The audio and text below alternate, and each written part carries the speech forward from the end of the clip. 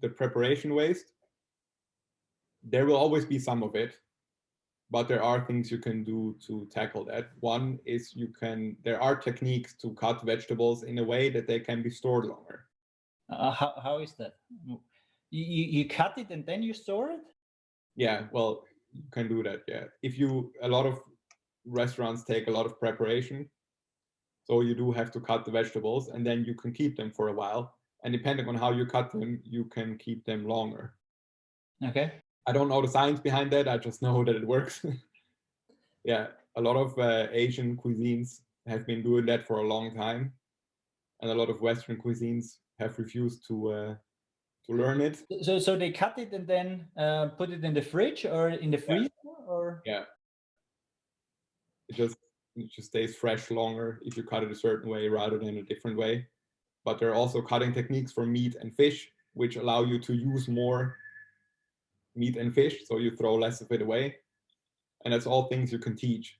There's also storage, different storage methods, aside from the cutting, different types of materials, different temperatures, different containers that people aren't aware of. And a lot of it will allow you to keep stuff longer. Food surplus, overproduction? Do you have an idea how we could reduce that as well? Well, there's simply the forecasting, which is something you have to get a feeling for. I guess you can also use software, but I don't know how viable it is for small restaurants. And I think most restaurants are small. That's something that people forget. So McDonald's can do software forecasting, but your average restaurant can't do it.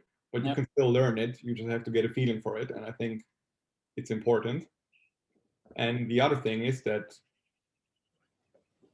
there are even tips and tricks, basically. In many cases, the overproduction is only, or the waste, it balances basically. Often it's just a few of your meals. So just take them out of the menu and come up with something else. And often that brings down the overproduction and the waste by quite a lot. So both the preparation waste and the overproduction. So and also to produce a scarcity on your menu. Yeah, that's also a thing. People are afraid of running out of dishes, but I don't think they should be. Because if you run out of stuff, okay, it can sometimes hurt you, and it shouldn't be every dish every day by 1 p.m. But a certain scarcity is also can be helpful as a marketing technique, basically.